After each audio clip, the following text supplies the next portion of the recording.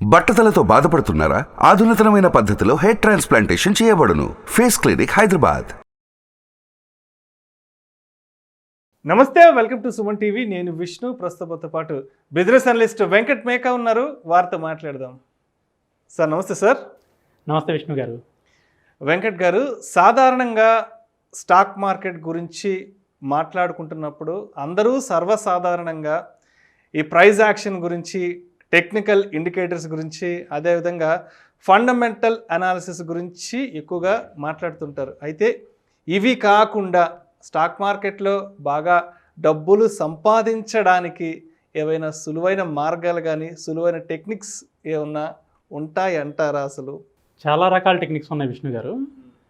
అంటే ఎక్కువ మంది ఏంటంటే ఈ టెక్నికల్ ఇండికేటర్స్ కానీ, ఫండమెంటల్ అనాలిసిస్ కానీ ఎందుకు చూస్తున్నారు అంటే వాటి మీద మనకి బయట పబ్లిక్లో బుక్స్ కానీ లేకపోతే అదర్ సోర్సెస్ ఆఫ్ ఇన్ఫర్మేషన్ కానీ ఉండటము వలన అవి బాగా పాపులర్ అయినాయి కానండి.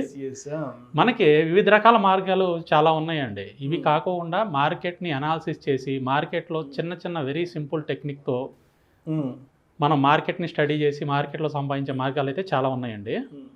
వాటిల్లో ఒక సింపుల్ టెక్నిక్ అండి, చాలామంది నెగ్లెక్ట్ చేస్తారు ఈ టెక్నిక్ని. అంటే ఈ విషయాన్ని కూడా చాలామంది పట్టించుకోరు. వాల్యూమ్ అనాలిసిస్ అండి. Volume analysis. చాలామంది ఏంటంటే ప్రైజ్ని చూస్తారు, దాని మీద ఇండికేటర్ పెడతారు, లేదా ఫండమెంటల్గా ప్రైజ్ ఏముందని చూస్తారు. ఆర్ఓసి అంటారు, ఆర్ఓఈ అంటారు, పిఈ అంటారు, ఇలా రకరకాలుగా ఫండమెంటల్ అనాలిసిస్ కూడా చేస్తారు. కానీ వాల్యూమ్ మీద అనాలిసిస్ చేసే వాళ్ళు చాలా తక్కువ మంది ఉన్నారండి. లేరు అని అనట్లేదు, చాలా తక్కువ మంది ఉన్నారు. కాకపోతే పాపులారిటీ అనేది మిగతా వాటితో పోలిస్తే కంపారిటివ్లీ వెరీ లో అండి. సో మనం వాల్యూమ్ అనాలిసిస్ మీద కాన్సన్ట్రేట్ చేసి దాన్ని బేస్ చేసుకుని మనం కనుక చూసుకోగలిగితే ఇంట్రాడేలో అయినా పొజిషనల్గా అయినా ఎలా అయినా కూడా స్టాక్ యొక్క మూమెంట్ మనకు అర్థమైపోతుందండి. ఓకే. సో వాల్యూమ్ ఏం చెప్తుంది మనకి, దానిలో ఉన్న స్ట్రెంగ్త్ ఎంత, బయింగ్ స్ట్రెంగ్త్ ఎంత ఉంది, సెల్లింగ్ స్ట్రెంగ్త్ ఉంది, ఎటు సైడ్ మూమెంటం ఎక్కువ ఉందో మనకి తెలిస్తే మనకి బయింగ్ స్ట్రెంగ్త్ కనబడింది అనుకోండి బై వైపు వెళ్తాం, సెల్లింగ్ స్ట్రెంగ్త్ వాల్యూమ్లో ఎక్కువ ఉందనుకోండి సెల్ సైడ్ వెళ్తాం.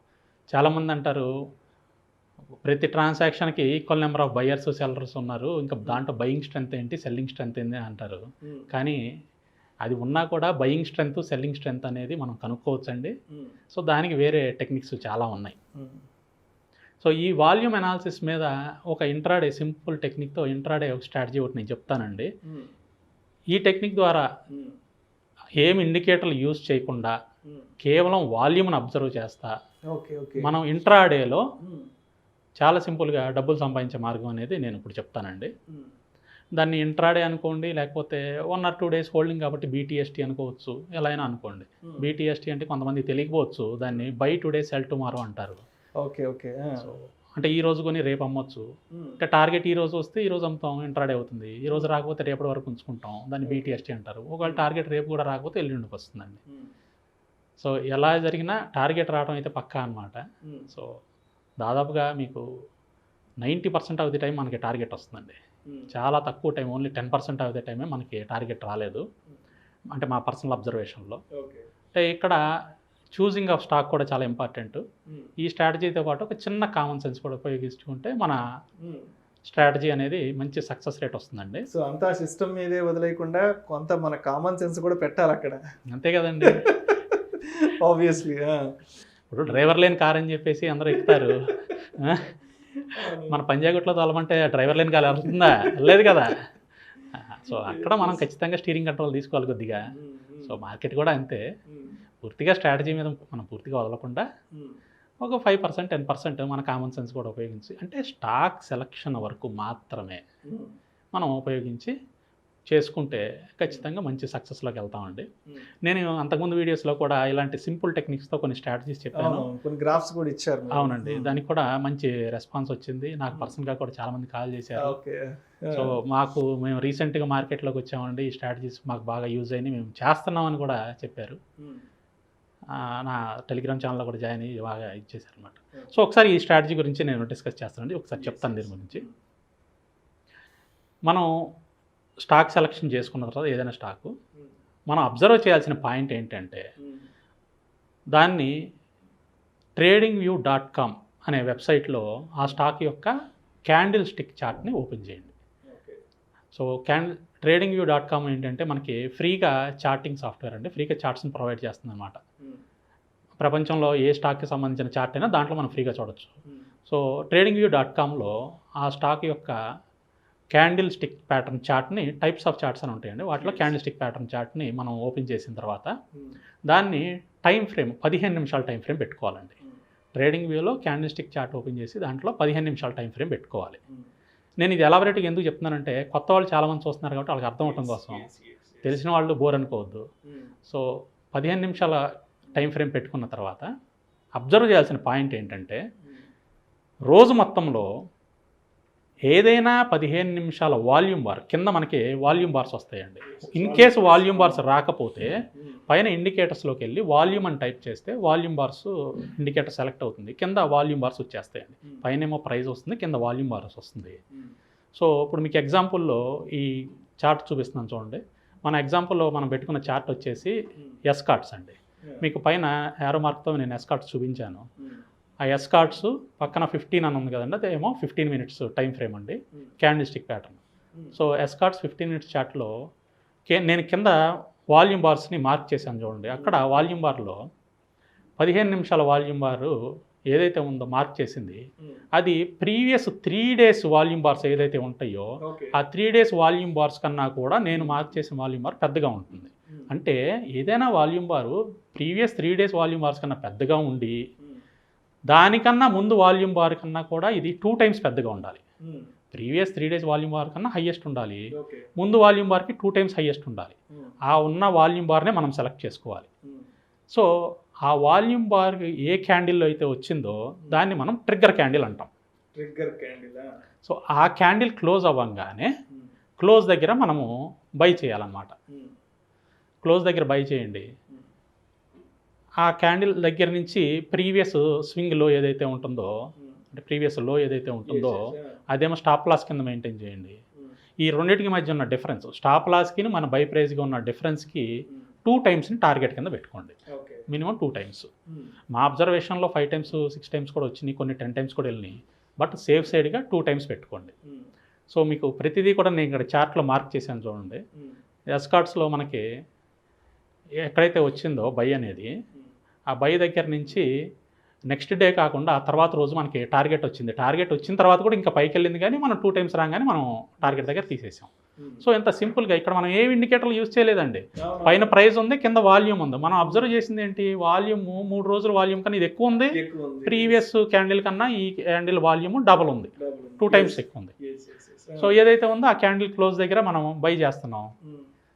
ప్రీవియస్ స్వింగ్లో స్టాప్ లాస్ కింద పెట్టుకుంటున్నాం. ఈ రెండు స్టాప్ లాస్కి బైకి ఉన్న డిస్టెన్స్ ఏదైతే ఉంటుందో ఆ డిస్టెన్స్కి 2 times మనం టార్గెట్ కింద పెట్టుకుంటున్నాం. అది ఒక్కొక్క రోజు సేమ్ డే వస్తుందండి, ఒక్కొక్క రోజు 1 or 2 days టైం పడుతుంది. సో మీరు ఏం చేస్తారు, సేమ్ డే వస్తే పొజిషన్ క్లోజ్ చేస్తారు, లేదా నెక్స్ట్ డేకి వెయిట్ చేయండి. Maximum 2 days. ఆ తర్వాత రోజు కూడా మీకు టార్గెట్ రాకపోతే పొజిషన్ని క్లోజ్ చేసేయండి ఎక్కడ ఉంటే అక్కడ. సో 1:1 రాగానే, అంటే సపోజ్ ఈ రేంజ్ ఏదైతే ఉంటుందో మీరు బై చేసింది స్టాప్ లాస్ రేంజ్ 10 పాయింట్లు ఉందనుకోండి, మీకు 10 పాయింట్లు దూరం వెళ్ళిన తర్వాత మీరు ఏం చేస్తారంటే స్టాప్ లాస్ని మీరు ఎక్కడైతే కొన్నారో అక్కడికి స్టాప్ లాస్ని మూవ్ చేయండి. సో దట్ ఏమవుతుంది అంటే ఒక్కొక్కసారి పొజిషన్ వీక్ అయింది అనుకోండి, అంటే ట్రెండ్ వీక్ అయింది అనుకోండి, అది వెనక తిరిగి వచ్చేస్తుంది. వెనక తిరిగి వచ్చినప్పుడు ఏమవుతుంది, మనకి లాస్లోకి రాకుండా మనం ఎక్కడైతే కొన్నామో అక్కడే పొజిషన్ తీసేస్తాం. సో లాస్ అనేది రాకుండా ఉంటుందన్నమాట. స్టాప్ లాస్ని మూవ్ చేసే కాన్సెప్ట్ కనుక మనం పెట్టుకుంటే ఈ స్ట్రాటజీలో ఐదర్ మీరు టార్గెట్ అన్న హిట్ అవుతారు, లేదా ఎక్కడ కొన్నారో అక్కడ తీసేస్తారు, నో లాస్లో తీసేస్తారు అనమాట. అందుకనే నేను మొదట్లో స్టార్టింగ్లోనే చెప్పాను 90% ఆఫ్ ది టైము ఇది సక్సెస్ ఉంటుంది అని. మనకి స్టాప్ లాస్ హిట్ అయితేనే ఫెయిల్యూర్ అంటాం, కానీ స్టాప్ లాస్ హిట్ అయిపోతే సక్సెస్ కింద ట్రీట్ చేస్తాం. కాబట్టి మోస్ట్ ఆఫ్ ది టైం మనకి సక్సెస్లోనే ఉంటుంది. మా పర్సనల్ అబ్జర్వేషన్లో 5 times 10 times కూడా వెళ్ళినాయండి స్టాక్స్, కానీ సేఫ్ సైడ్ 2 times వరకు చూడండి. మీరు కొంతకాలం ప్రాక్టీస్ చేసిన తర్వాత మీకు ఎంతగా దూరం టార్గెట్ పెట్టుకోవాలి, స్టాప్ లాస్ ఎట్లా మూవ్ చేయాలనేది మీ పర్సనల్ అబ్జర్వేషన్లో వచ్చేస్తుంది. అందుకని నేను కామన్ సెన్స్ అనే వర్డ్ వాడింది ఇందాక. కొంచెం తెలివి, కొంచెం తెలివి. ఇంకొకటండి, స్టాక్ సెలక్షన్ అప్పుడు కూడా మనం చూసుకోవాల్సింది ఏంటి అంటే పెన్నీ స్టాక్స్ ఒకటి, లో లిక్విడిటీ ఉన్న స్టాక్స్ ఒకటి అవాయిడ్ చేయండి. దీనికి అవాయిడ్ చేయాలి. Okay okay. మెయిన్ మనం చూసుకోవాల్సింది ఏంటంటే నిఫ్టీ 50, నిఫ్టీ నెక్స్ట్ 50, అలాగే నిఫ్టీ 100 ఇలాంటి స్టాక్స్ ఉన్నాయి చూడండి, అవి మాత్రమే చూసుకోండి. అలాగే నిఫ్టీలో డెరివేటివ్ సెగ్మెంట్స్లో ఉన్న స్టాక్స్ని కూడా మనం యూస్ చేసుకోవచ్చు. అంతేగాని పెన్నీ స్టాక్స్ ₹10, ₹5 స్టాక్స్ మీద కానీ లో లిక్విడిటీ అంటే ఆ రోజు మొత్తం అది ట్రేడ్ జరిగినా కూడా 1000 కన్నా ఎక్కువ వాల్యూమ్ ఉండదు అలాంటి స్టాక్స్ సో ఇట్లాంటి స్ట్రాటజీ అక్కడ పనికిరాదు. పనికిరాదు. ఏదైనా సరే మిడ్ క్యాప్, లార్జ్ క్యాప్ అట్లాంటి వాటి మీద ఈ స్ట్రాటజీని మనం తీసుకెళ్ళాలి, కానీ ₹5, ₹10 స్టాక్స్ మీద పెట్టడం అనవసరం అంటారు ఈ స్ట్రాటజీని. అలాంటి దాని మీద అయితే మీకు ఫెయిల్ అవ్వడానికి ఛాన్స్లు ఉంటాయి, ఎందుకంటే అది ఇండికేటర్లు కూడా అలాంటి స్టాకులు పెడితే ఫెయిల్ అవుతాయి. సో దాని మీద ఏది పని చేయదండి.